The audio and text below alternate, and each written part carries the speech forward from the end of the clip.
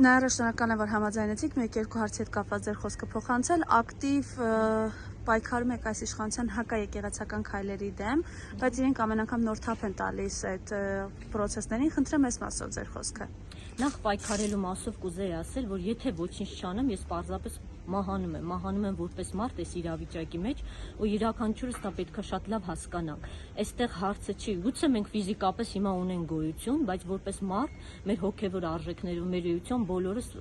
կործանվում ենք ու սա ընդունելի իրավիճակ չի։ Սա ոչ թե պայքարը, որ ես մտածում եմ դրամաբան վերլուծում եմ, դա էլ իհարկե արվում է, բայց սա նաև բնական ներսից եկող մղում է, որ անհնար է ապրել առանց այս ամենի դեմ պայքարելու։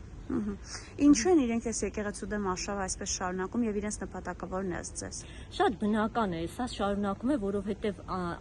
նախնական չարիքից սկսած, երբ որ Նիկոլը արեց առաջին քայլերը, որոնք մեր հայրենիքի, մեր ազգային ինքնության դեմ էին, մենք ոչինչ չարեցինք եւ դա միշտ էլ այդպես է լինում, նույնիսկ հեքիաթներում է այդպես, երբ որ չարիքը ժամանակին չի կանգնեցնում, ինքը ձնագնդի էֆեկտով մեծանում է ու մենք այսօր ունենք այն ինչ որ ունենք։ Եվ եթե այստեղ արդեն այս օրհասական պահին Նիկոլը չի կանգնեցնում, ես վախենում եմ, ես սարսափում եմ նույնիսկ մտածել նրա մասին, ինչի առաջ մենք կանգնելու ենք։ Եվ դա լինելու է ոչ միայն Նիկոլի պատասխանը, այլ նաև մեր պատասխանը, որովհետև մենք հանդուրժում ենք չարիքը։ Սա ցավոք պետք է հասկանալ, որ այս ամեն ինչը միայն Նիկոլի մասին չէ, այս ամեն ինչը նաև մարդկանց մասին է, ովքեր նայում են ու կարծում են, թե այս պիտի առանց իրենց ակտիվ ներգրավվածության ինչ որ մի օր ամբողջը դադարի, այդպես չի լինելու։ Կամ մենք քայլ անում ենք, կամ մենք պայքարում ենք, կամ մենք ուղղակի գործանում ենք։ Բայց ասում եմ, ես բերել եմ խաղաղություն։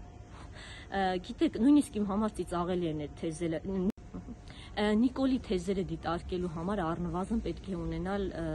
ինտելեկտի սահմանային ինտելեկտ, կամ պետք է ունենալ սահմանային ինտելեկտ, կամ պետք է ունենալ շատ այլ ոնց որ մոտիվացիա,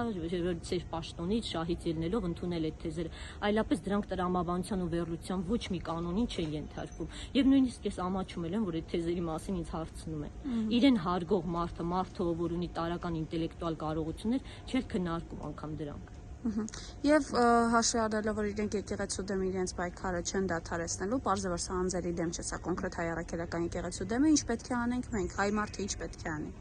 Նախ առաջինը մենք պիտի դուրս գանք մեր անտարբեր թմբիրային վիճակից եւ այն մարդիկ ում մեջ որ եռում է ցավը, այդ ցավը պիտի արտահայտեն։ Լռությամբ չի լինում։ Լռությամբ եւ անտարբերությամբ կամ ցավով հետևելով դեպրեսիվ հուսահատ վիճակով հարցը չի լուծվելու։ Մենք պիտի մեզ թափ տանք եւ պիտի կանգնենք։ Եկել է ժամը, մենք արդեն սահմանին ենք, այլ ելք չկա։ Շնորհակալություն։